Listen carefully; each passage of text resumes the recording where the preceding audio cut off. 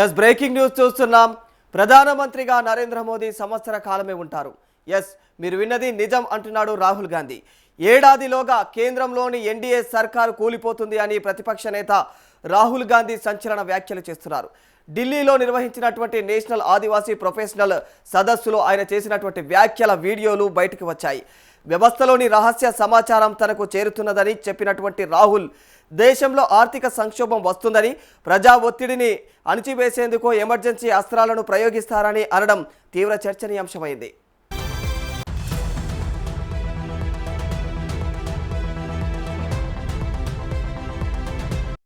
ప్రతిపక్ష నేత రాహుల్ గాంధీ సంచలన వ్యాఖ్యలు చేశారు. ప్రధానమంత్రిగా నరేంద్ర మోదీ సంవత్సర కాలమే ఉంటారని, మరి ఏడాదిలోగా కేంద్రంలోని ఎన్డీఏ సర్కారు కుప్ప కూలిపోతుందని ఆయన పేర్కొన్నారు. కేంద్ర ప్రభుత్వం సంస్థాగత తిరుగుబాటును ఎదుర్కొంటుందని చెప్పి, మరి ఒకప్పుడు మోడీ నియంత్రించినటువంటి వ్యవస్థ ఇప్పుడు ఆయన చేయి దాటిపోతున్నదని చెప్పేసి కూడా ఆయన తెలియజేశారు. ఇప్పుడు ఇక వ్యవస్థలోని రహస్య సమాచారం కూడా తనకు చేరుతున్నదని వివరించారు రాహుల్ గాంధీ.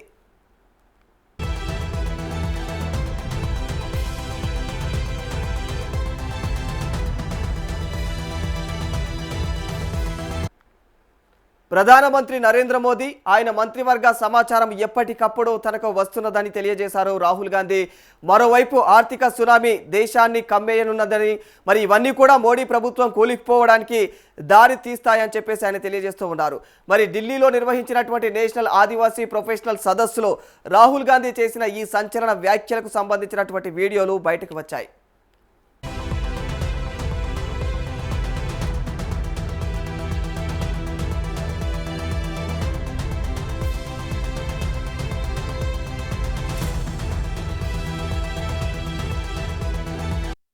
దేశంలో రెండు పరిణామాలు ఏకకాలంలో జరుగుతున్నాయని రాహుల్ గాంధీ వివరించారు.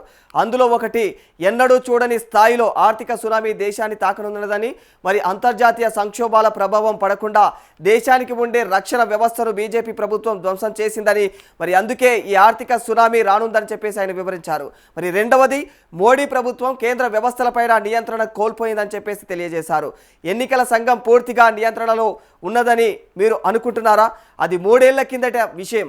మరి ఇప్పుడు ప్రధాన ఎన్నికల కమిషన్ చేసే ఇక మెసేజ్లు కూడా నా దాకా వస్తూ ఉన్నాయి. మరి ఇంటెలిజెన్స్ వ్యవస్థ చీఫ్, సీనియర్ జ్యుడిషియరీ సభ్యులు కూడా కేంద్రం పైన తిరుగుబాటు చేస్తూ ఉన్నారు. మరి దీనికి సంబంధించినటువంటి సమాచారాన్ని బయటికి అందిస్తూ ఉన్నారని చెప్పేసి రాహుల్ గాంధీ వ్యాఖ్యానించారు.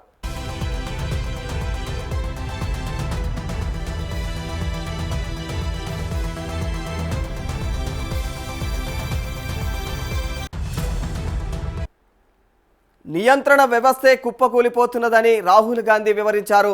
తనకు మోదీ, అమిత్ షా, ఇతర కేంద్ర మంత్రులు, అజిత్ దోవల్ గురించి నిత్యం సమాచారం అందుతూనే ఉన్నదని చెప్పేసి రాహుల్ పేర్కొనడం గమనార్హం. మరి ఈ పరిణామాలతో ప్రజల నుంచి తీవ్ర వ్యతిరేకత, ఒత్తిడి కేంద్ర ప్రభుత్వం పైన వస్తుందని చెప్పేసి రాహుల్ గాంధీ వివరించారు. ప్రస్తుతం అనుసరిస్తున్నటువంటి మార్గాన్నే కొనసాగించడం ప్రమాదకరమని చెప్పేసి అప్పుడు వాళ్ళు గ్రహిస్తారు. మరి ఇక దీనిపైన మీరేమనుకుంటున్నారు? ఎన్నికల వ్యవస్థే ఇక రిగ్గింగ్ అయిందని ప్రజలకు తెలిసినప్పుడు, ఒకవైపు ఆర్థిక సవాళ్లు, పేదరికం, బాధలు ఎదుర్కొంటున్నటువంటి ఆర్థిక సవాళ్లకు కేంద్రం వణుకుతున్నదని చెప్పేసి జయరాం రమేష్ కూడా పేర్కొన్నారు. आर्थिक सुनामी आ रही है, भयंकर आर्थिक सुनामी अब आ रही है। उसका कारण है कि हिंदुस्तान का जो प्रोटेक्शन का सिस्टम था, जो इंटरनेशनल इकोनॉमी से एक प्रकार से शॉक अब्जॉर्बर था, उसको बीजेपी ने हटा दिया है। तो एक तरफ से भयंकर आर्थिक सुनामी आ रही है, प्राइसेस बढ़ रही हैं, और ये अभी शुरुआत देखी है आपने। ऐसी इकोनॉमिक क्राइसिस आएगी हिंदुस्तान में जो आपने अपने लाइफ में नहीं देखी होगी। ये हो रहा है, इसको आप कोई रोक, अगर जनता को मालूम है कि इलेक्शन सिस्टम रिग्ड है और जनता की मतलब इकोनॉमिक प्रेशर, गरीबी, दर्द के कारण जनता में गुस्सा आ गया, आप क्या सोचते हो कि इलेक्शन कमिश्नर को डर नहीं लगेगा? कल क्या होने वाला है? तो अब क्या हो रहा है, सिस्टम अंदर से ऐसे हिल रहा है पूरा।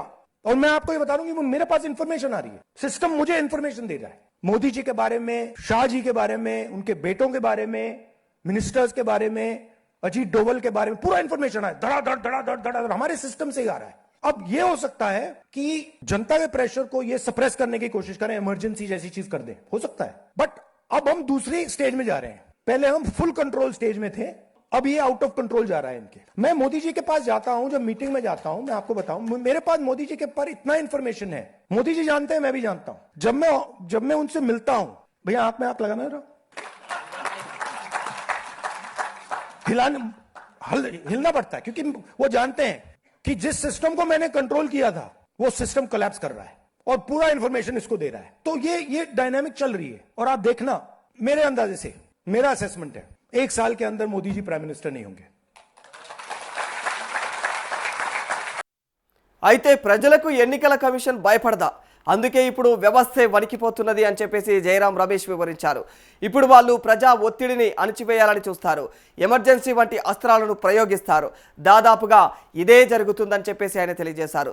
ఒకప్పుడు తాను నియంత్రించినటువంటి ఈ వ్యవస్థ పూర్తిగా కూలిపోతున్నప్పుడు, అదే వ్యవస్థ నాకు సమాచారం అందిస్తున్నప్పుడు మోడీ ఖచ్చితంగా అసహనానికి గురవుతారు. మరి ప్రస్తుతం అయితే ఇదే జరుగుతూ ఉన్నదని చెప్పేసి ఆయన తెలియజేశారు. నా అంచనా ప్రకారం ఏడాది కాలంలో ప్రధానిగా మోదీ అయితే ఉండబోరు అని చెప్పేసి కూడా ఆయన కుండ బద్దలు కొట్టారు. భారతదేశాన్ని ముంచెత్తుతున్నటువంటి ఆర్థిక సంక్షోభం మరి ఇదివరకెవరు కూడా వారి జీవితంలో చూసి ఉండరని చెప్పేసి తెలియజేశారు. ఇది ఇప్పుడు జరగనుందని, మరి దాన్ని ఎవరు కూడా ఆపలేరని స్పష్టం చేశారు.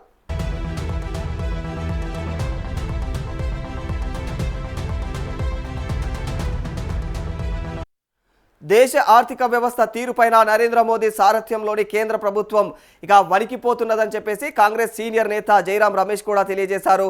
భారత మార్కెటర్ల నుంచి విదేశీ పెట్టుబడుల ఉపసంహరణకు అడ్డుకట్ట వేయడానికి long term capital gains tax 12.5% తొలగించాలని కేంద్రం యోచిస్తున్నదని చెప్పేసి కూడా ఆయన వివరించారు.